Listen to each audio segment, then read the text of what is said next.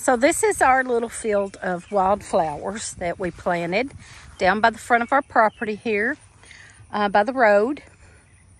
It'll be great for bees and you know, things like that, bees and wildlife. And one of these days we would love to do bees. So if we can get this little wildflower patch growing, and it's doing pretty good for first year. We planted 2 bags. We planted a bag of chicory and a bag of wildflower. And we've got all kinds of different wildflowers coming up out there.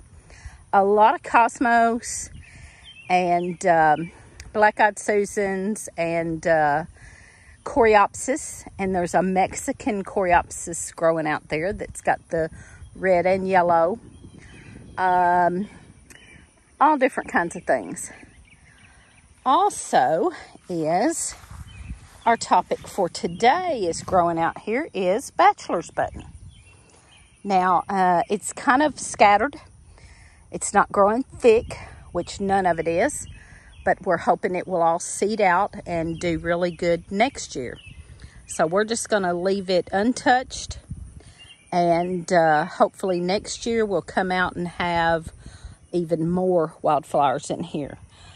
All of these are self-seeding, so they will drop their seeds and hopefully do great next year. Now here is the bachelor's buttons right there. It has skinny leaves.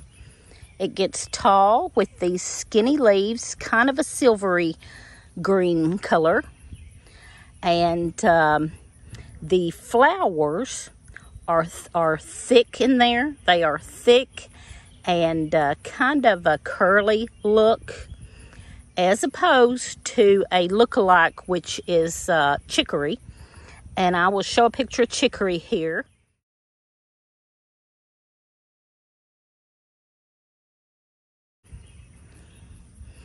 And you can see the difference, especially in that flower head and then in the leaves. These are little skinny leaves, and the chicory has more of a toothy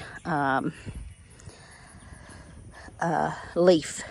And the flower heads on the chicory are flat and separated, where this one's bunched up. And so it doesn't really, to me, look like it, but from a distance, when you see it in a field or side of the road, it can get mistaken for it because of the color of the flower. Now, the bachelor's button does come in different colors. The chicory does not, I believe the chicory is just the purple blue color. The blue may vary a little, maybe blue to purple. But the bachelor's buttons, there is a white one, a pink one, and all variants in between. So, we do have some chicory growing out here, but it is not flowering yet. So I can't show you that. I just showed the picture to show you the difference. But we're talking about the bachelor's buttons today. Now, a lot of people have just thought that bachelor's buttons was a wildflower and nothing else. I knew that the flower head was edible. I have picked the flower heads and put them in salad before. But some of the things that I didn't know was how medicinal it is, and that you can make a tea out of it, and that is the whole plant, not just the flower head. You can make a dried tea out of that, or fresh, either. And it is good for anxiety and different things, soothing the stomach, digestive, diuretic. It's also good for colds.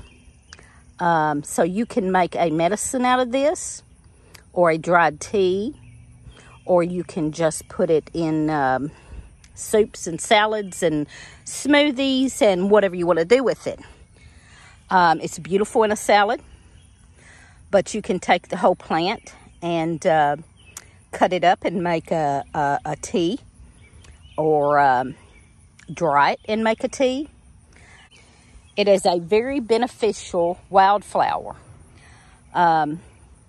It is good for all kinds of different ailments. Now, like we've talked about in these other videos that we've talked about medicinal plants, so many of them are good for so many different things. Look at all the bees. I don't know if you can see those or not, but there's bees all over out there. So it is already serving its purpose here. All the medicinal plants that we have talked about, they are all good for so many different uses. And the medicinal ones we have talked about have so many different benefits, from being antiviral, anti-inflammatory, everything. And, good for your stomach, good for gut health, good for stress, good for so many different things. That my thought on that is, we have quit using all that stuff over the years, and maybe that's why we have those problems.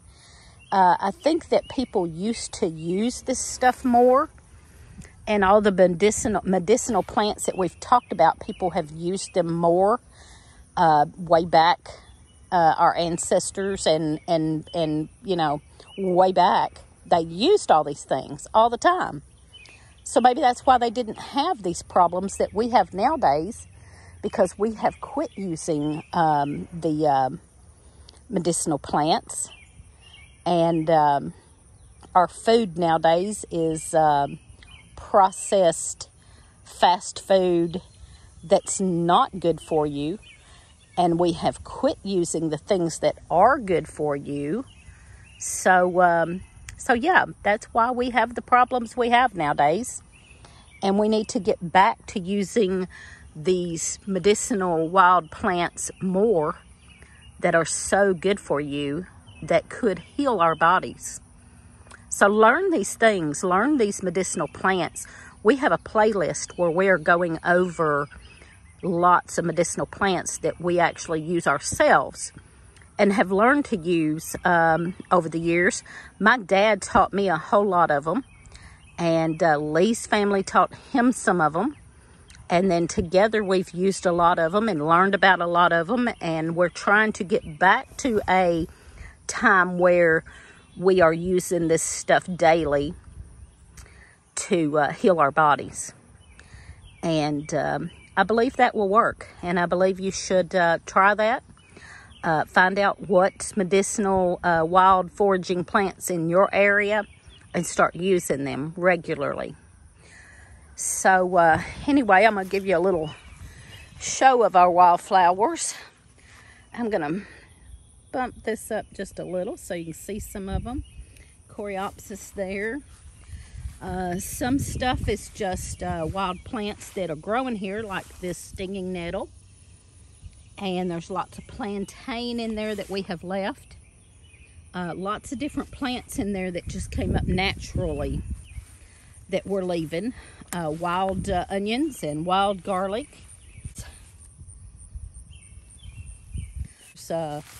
Some red clover right there. We love red clover.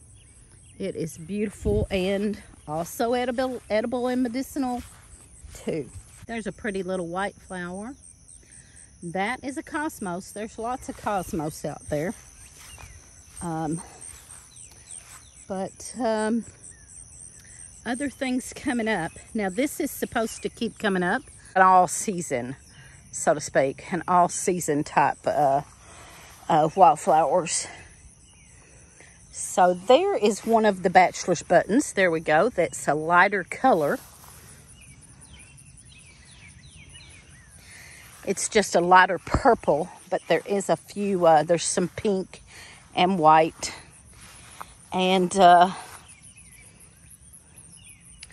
all different kinds of things out there. Oh, here's a pretty one. It is an anemone. Anemone. I had never seen that before. I had to look that up. But that one is an anemone, and they come in different colors, and that one happens to be variegated colored. Addone.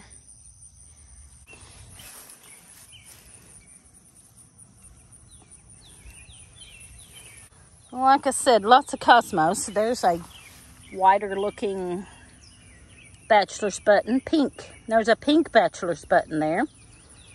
All different colors of bachelor's buttons. So,